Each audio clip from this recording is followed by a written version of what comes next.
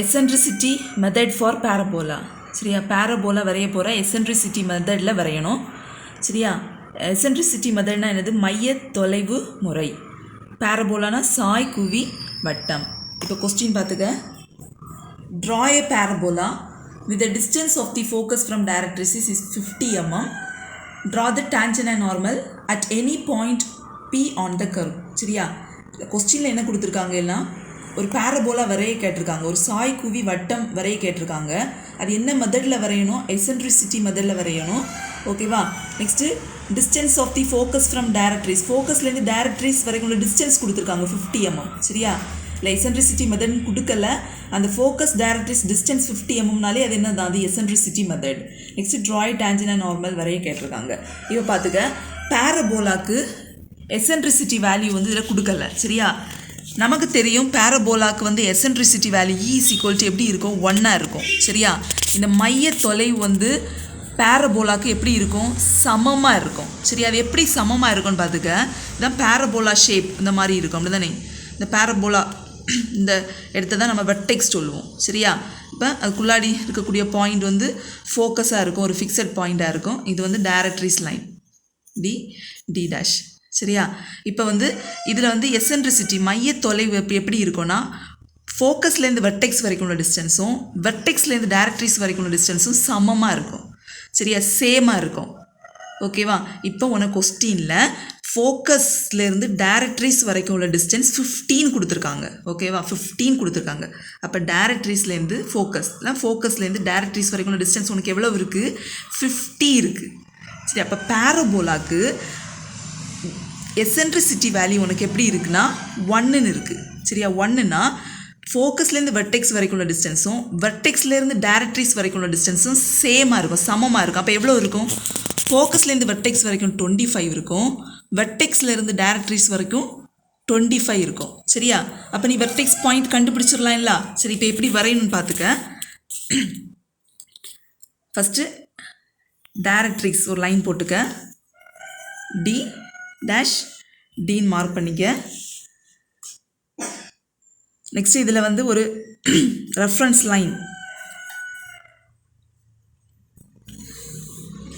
Line போட்டுக்க, X ஒய்ன்னு mark பண்ணிக்க. நம்ம கொஸ்டினில் ஃபோக்கஸ்லேருந்து டைரக்ட்ரிஸ் வரைக்கும் உள்ள டிஸ்டன்ஸ் எவ்வளோ கொடுத்துருக்காங்க? 50 கொடுத்துருக்காங்க. ஃபோக்கஸ் ஃப்ரம் டைரக்ட்ரிஸ் வரைக்கும் உள்ள டிஸ்டன்ஸ் வந்து 15 கொடுத்துருக்காங்க. அப்போ இதான் உனக்கு டைரக்ட்ரிஸ். அப்போ நீ ஃபோக்கஸ் பாயிண்ட் எப்படி கண்டுபிடிக்கலாம்? டைரக்ட்ரிஸ்லேருந்து ஃபோக்கஸ் வரைக்கும் உள்ள டிஸ்டன்ஸ் வந்து உனக்கு 50. சரி, அப்போ நீ ஃபோக்கஸ் பாயிண்ட் கண்டுபிடிச்சிட்ட. நெக்ஸ்ட் வெர்டெக்ஸ் பாயிண்ட், இந்த கர்வ் வந்து தொடங்கக்கூடிய இடம் வெர்டெக்ஸ் பாயிண்ட். ஓகேவா, இந்த கர்வ் வந்து இதுக்கு வந்து பேரபோலாக்கு ஒரே ஒரு வெர்டெக்ஸ் தான் உண்டு. சரி, எலிப்ஸுக்கு 2 வெர்டெக்ஸ் இருக்கும், தொடங்கி ஒரு இடத்துல அது முடியும், ஃபினிஷ் ஆகக்கூடிய இடமும் வெர்டெக்ஸ். ஆனால் பேரபோலா இப்படி இருக்கும். சரியா, இந்த மாதிரி இருக்கும், அதுக்கு ஒரு வெர்டெக்ஸ் மட்டும்தான். நெக்ஸ்ட்டு பார்த்துக்க, இல்லை வெர்டெக்ஸ் எப்படி கண்டுபிடிக்கணும்? ஃபோக்கஸ்லேருந்து சம அளவில் இருக்கும். சரியா, மைய தொலைவு எப்படி இருக்கும்? சம அளவில் இருக்கும், E = 1 இருக்கும். சரி, அப்போ Fலேருந்து V வரைக்கும் உள்ள டிஸ்டன்ஸ் 25 எடுத்துக்க. ஓகேவா, அது 50ல் நேர் பாதியில் தான் உனக்கு வந்து அந்த வெர்டெக்ஸ் பாயிண்ட் இருக்கும். சரியா, இப்போ நம்ம அந்த வெர்டெக்ஸ் லைனை எப்போவுமே எப்படி போடுவோம்? ஒரு பெர்பெண்டிகுலர் லைனாக போடுவோம். சரியா, வெர்டெக்ஸ் பாயிண்ட் கண்டுபிடிச்சி ஒரு பெர்பெண்டிகுலர் லைன் வரைஞ்சிருப்பேன், அதை வந்து வெர்டெக்ஸ் Vன்னு மார்க் பண்ணிக்க. இந்த பாயிண்ட் வந்து V. சரியா, இனி என்ன பண்ண போகிறேன்னா, வெர்டெக்ஸ்க்கு அப்புறத்துல இருந்து காம்பஸில் 1 சென்டிமீட்டர் எடுத்துக்க. சரியா, 1 சென்டிமீட்டர் எடுத்து இந்த வெர்டெக்ஸ்க்கு அப்புறத்துல இருந்து சரி ஒவ்வொரு சென்டிமீட்டராக டிவைட் பண்ணிக்க. அந்த XY லைன் ரெஃபரன்ஸ் லைனில்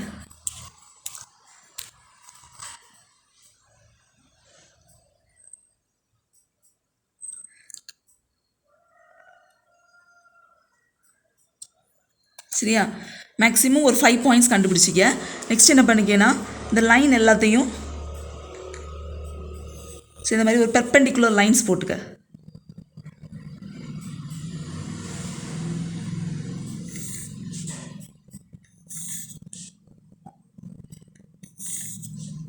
இந்த ரெஃபரன்ஸ் லைனுக்கு இந்த லைன் வந்து எப்படி இருக்கணும், பர்பெண்டிகுலராக இருக்கணும். சரியா? இந்த ரெஃபரன்ஸ் லைனுக்கு இந்த லைன் வந்து செங்குத்தான கூட இருக்கணும். நெக்ஸ்ட் பாரு, இதை வந்து 1 2 3 4 5 6ன்னு மார்க் பண்ணிக்க. இனி நம்ம வந்து மூவிங் பாயிண்ட் கண்டுபிடிக்க போகிறோம் பேரபோலாவில். சரி, இதுக்கு வந்து எப்படி கட் பண்ணணும்னா எக்ஸ்லேருந்து 1 வரைக்கும் உள்ள டிஸ்டன்ஸை காம்பஸில் எடுக்கணும். சரியா? எக்ஸ்லேருந்து 1 வரைக்கும் உள்ள டிஸ்டன்ஸை காம்பஸில் எடுக்கணும். சரி, எக்ஸ் டு 1 வரைக்கும் உள்ள டிஸ்டன்ஸை காம்பஸில் எடுத்து எஃப் சென்டராக வைக்கணும். F as a center point. சரியா? எக்ஸ்லேருந்து 1. சரியா? எக்ஸ்லேருந்து நம்ம கண்டுபிடிச்ச இந்த பாயிண்ட் 1 காம்பஸில் எடுத்துக்க. ஃபோக்கஸ் பாயிண்டில் வச்சு இந்த ஃபஸ்ட் லைனில் மேலே ஒரு ஆர் கட் பண்ணிக்க, கீழே ஒரு ஆர் கட் பண்ணிக்க. ஓகேவா?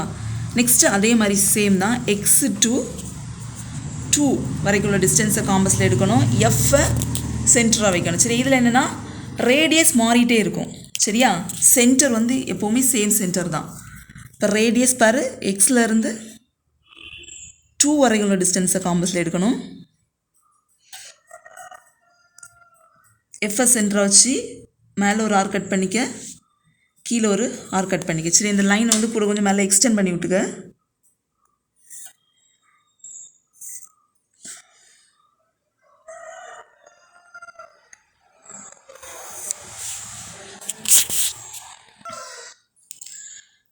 சரி, நெக்ஸ்ட் வந்து எக்ஸ்லேருந்து 3 வரைக்கும் உள்ள டிஸ்டன்ஸை காம்பஸில் எடுத்துக்க. எக்ஸ் டு 3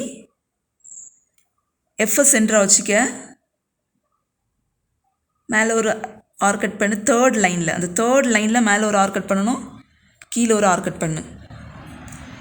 நெக்ஸ்ட்டு எக்ஸ்லேருந்து 4 வரைக்கும் உள்ள டிஸ்டன்ஸை காம்பஸில் எடுத்து எஃப்எஸ் சென்டராக வச்சுட்டு 4th லைனில் மேலே ஒரு ஆர் கட் பண்ணு, கீழே ஒரு ஆர் கட் பண்ணிக்க. சரியா? சரி, நெக்ஸ்ட்டு எக்ஸ்லேருந்து 5 வரைக்கும் உள்ள டிஸ்டன்ஸை காம்பஸில் எடு. எஃப்எஸ் சென்டராக வச்சுட்டு மேலே ஒரு ஆர் கட் பண்ணு, கீழே மேக்ஸிமம் 5 பாயிண்ட்ஸ் கண்டுபிடிச்சிக்க. சரி, நெக்ஸ்ட் இந்த பாயிண்ட் எல்லாத்தையும் P1 P2 P3 P4 P5 சரி, இந்த மாதிரி மார்க் பண்ணிக்க. கீழே உள்ள பாயிண்ட்ஸை P1 dash P2 dash P3 dash P4 dash P5 dash maximum ஒரு 5 பாயிண்ட்ஸ் கண்டுபிடிச்சிக்க. சரி, நெக்ஸ்ட் இந்த கர்வ் எப்படி ஸ்டார்ட் ஆகும், இந்த வெர்டெக்ஸ்லேருந்தே ஸ்டார்ட் ஆகும். ஓகேவா?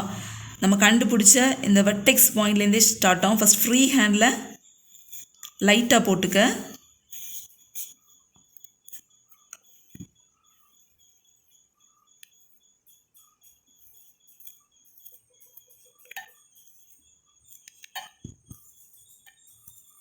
சரி, நெக்ஸ்ட்டு ஹச்பி பென்சில் வச்சு அந்த பேரபோலா மட்டும் ட்ராயிங் ஷீட்டில் டார்க்காக தெரிய மாதிரி சரியா டார்க் பண்ணிக்க. நெக்ஸ்ட் இதில் எழுதுறதெல்லாம் ஹச்பி பென்சில் வச்சு எழுதணும். இந்த லைன்ஸ் எல்லாமே லைட்டாக போட்டுக்க. சரியா? இந்த சாய் குவி வட்டம் மட்டும் உனக்கு வந்து டார்க்காக தெரியணும், போல்டாக இருக்கணும். நெக்ஸ்ட்டு கொஸ்டினில் draw tangent and normal at any point on the curve கொடுத்துருந்தாங்க. ஏன்னா இந்த கர்வில் ஏதாவது ஒரு பாயிண்ட் செலக்ட் பண்ணிக்கிட்டு சரி, அந்த பாயிண்ட் Pன்னு மார்க் பண்ணிக்க. நெக்ஸ்ட்டு பாயிண்ட் Pலேருந்து ஃபோக்கஸ்க்கு ஒரு லைன் போடு. நெக்ஸ்ட்டு போடக்கூடிய லைன் Pலேருந்து எஃப், இந்த லைனுக்கு பர்பெண்டிகுலர் லைன் வந்து எங்கே பர்பெண்டிகுலர் லைன் ஆட்டு நீ டைரக்ட்ரிஸில் கொண்டு ஜாயின் பண்ணணும். ஓகேவா? ஒரு பர்பெண்டிகுலர் லைன் ஆட்டு எங்கே ஜாயின் பண்ணணும், டைரக்ட்ரிஸில் வந்து ஜாயின் பண்ணணும். ஓகேவா? சரி, அது வந்து உனக்கு ஈஸியாக நான் போடுறதுக்கு சொல்லித்தரேன். இந்த மாதிரி போட்டுக்க.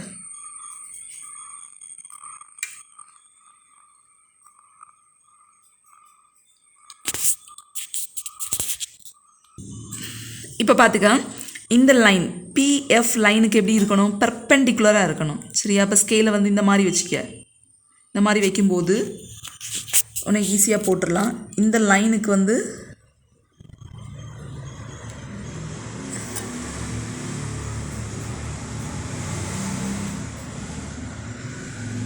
சரியா பர்பெண்டிகுலராக இங்கே லைன் போட்டுக்க, டைரக்ட்ரிஸ் வரைக்கும் போட்டுக்க. நெக்ஸ்ட் என்ன பண்ணிக்கன்னா, இந்த டைரக்ட்ரிஸில் இருந்து அந்த பாயிண்ட்டுக்கு ஒரு டேஞ்செண்டாக ஒரு லைன், சரியா, ஒரு தொடுகோடு. டேஞ்செண்டாக ஒரு லைன் வரைஞ்சிக்க, அதை டி டேஷ்னு மார்க் பண்ணிக்க. நெக்ஸ்ட்டு அந்த டி டேஷுக்கு பர்பெண்டிகுலராக ஒரு லைன், சரியா, என் டேஷ் மார்க் பண்ணிக்க. ஓகேவா? நெக்ஸ்ட் பார்த்துக்க, இந்த கொஸ்டினை வந்து இன்டைரக்டாக கூட கேட்கலாம். ட்ரா ஏ பேரபோலான்னு கொடுத்துருக்க மாட்டாங்க. The eccentricity of the curve is E is equal to 1ன்னு கொடுத்துருக்கலாம். அப்போ E is equal to 1ன்னு கொடுத்தா அது என்னது தான் உனக்கு பேரபோலா, சரியா. அப்புறம் கடைசியில் ஆன்சரில் நேம் த கர்வ்னு கொடுத்துருப்பாங்க கொஸ்டினில். அப்போ நீ ஆன்சரில் எப்படி எழுதணும்? த கர்வ் இஸ் பேரபோலா, அந்த மாதிரி எழுதிக்க கண்டுபிடிச்சி. இந்த மாதிரி இன்டைரக்டாட்டு கேட்கறதுக்கும் வாய்ப்பு இருக்குது, டைரக்டாட்டும் கேட்பாங்க.